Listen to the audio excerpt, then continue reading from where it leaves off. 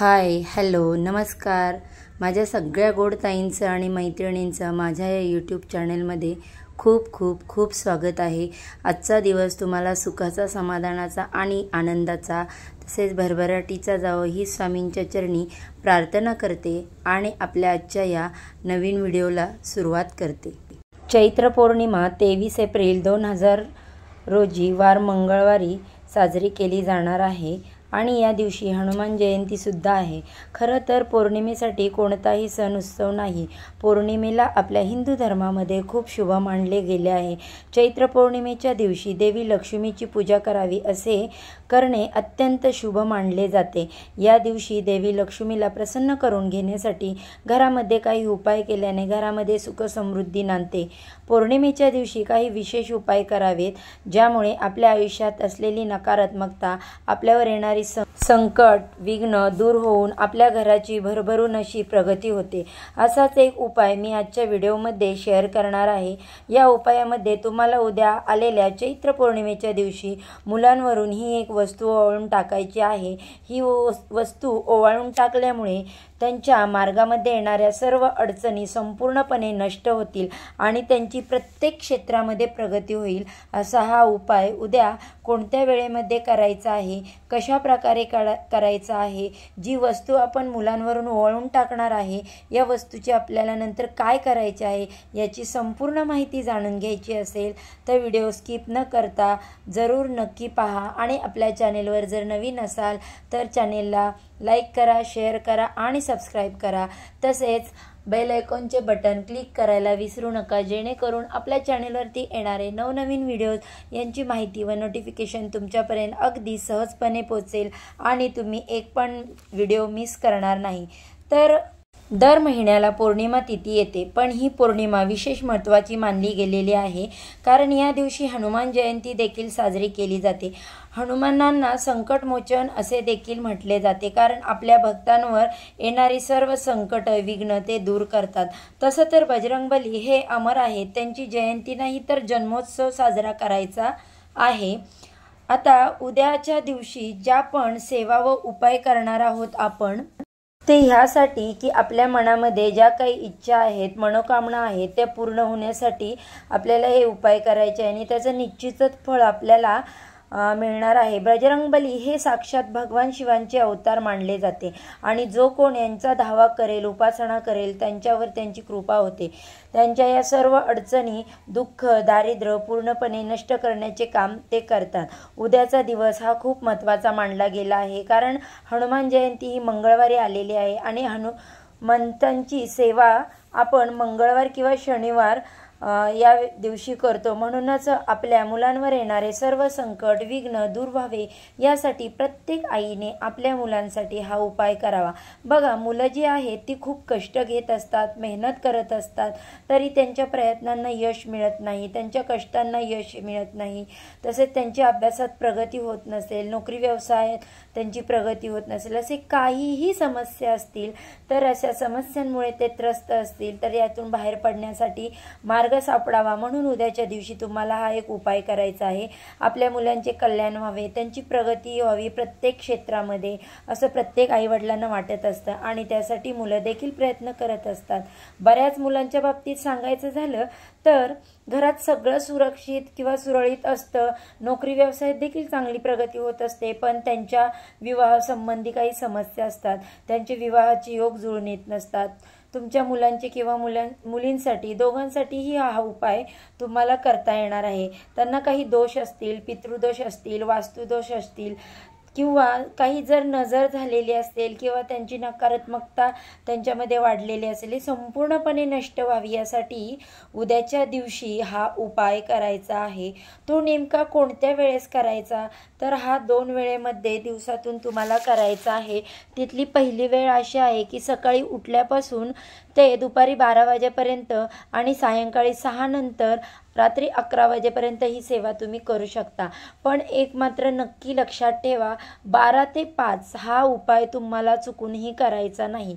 आता तुम्हाला काय करायचं आहे तर मुलांच्या संख्येने तुम्हाला तांदूळ घ्यायचे आहेत। म्हणजेच काय तर तुमची जर 2 मुलं असतील किंवा 3 मुलं असतील तर तुम्हाला 2 मुठी तांदूळ घ्यायचे, 3 मुलं असतील तर 3 मुठी तांदूळ घ्यायचे आहेत आणि तो भात शिजवायचा आहे। आणि भात शिजवत असताना त्याच्यामध्ये तुम्हाला खडे मीठ टाकायचे आहे आणि हा भात शिजवून घ्यायचा आहे।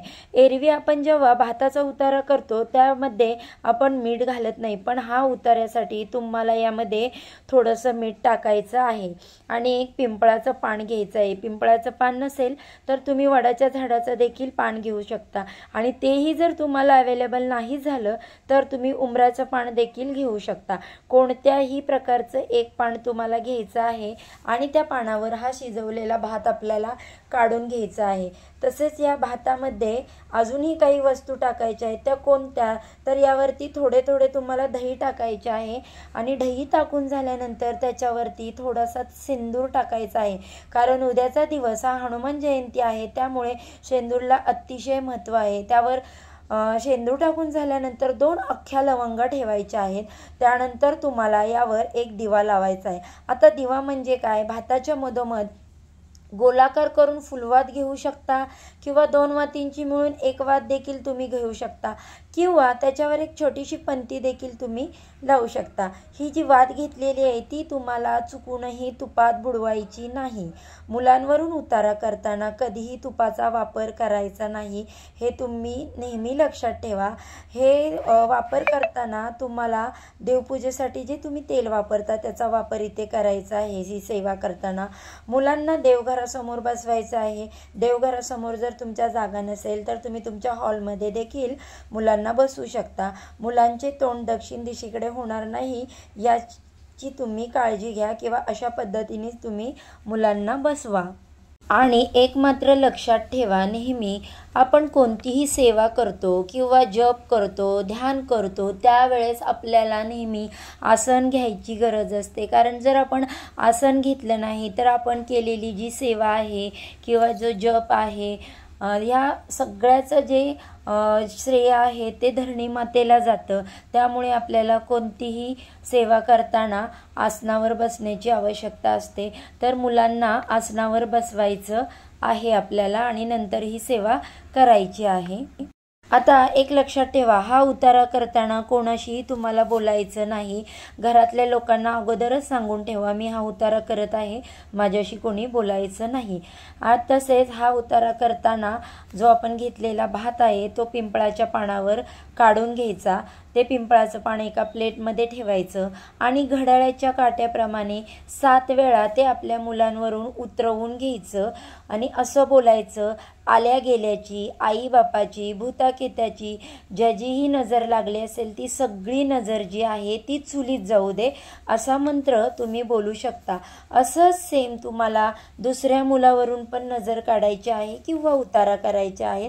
तुम्हाला जर एकापेक्षा जास्त मुलं असतील, 2 किंवा 3, तर अशा वेळी असं याच पद्धतीने तुम्हाला उतारा करायचा। तर हा उतारा केल्यानंतर त्याचं काय करायचं तर ही जी वात आहे तुम्ही भातात घातली होती ती फुंकार मारून अजिबात विझवायची नाही, तर ती अलगद काढून एका डिशमध्ये किंवा एका पणतीमध्ये ठेवायची। तो भात जो घेतलेला आहे तो आपल्याला 4 रस्ते जिथे एकत्र होतात त्या चौरसावर नेऊन ठेवायचा आहे आणि मागे वळून अजिबात पाहायचं नाही। ते भात तिथे ठेवून घरी यायचं आणि हातपाय स्वच्छ धुवायचे आहेत। जर तुम्हाला हा भात त्या 4 रस्त्यावर ठेवायला नाही जमलं तर तुम्ही जो हा उतारा केलेला भात आहे तो एखाद्या झाडाखाली ठेवायचा आहे किंवा तुमच्या टेरेसवर ठेवू शकता। तो अशा पद्धतीने अशा ठिकाणी ठेवायचा की तिथून कोणीही त्याला पाय ओलांडून जाता कामा नये। जर हा पाय ओलांडला तर आपण केलेली सेवा सगळी निर्फळ होऊन जाते।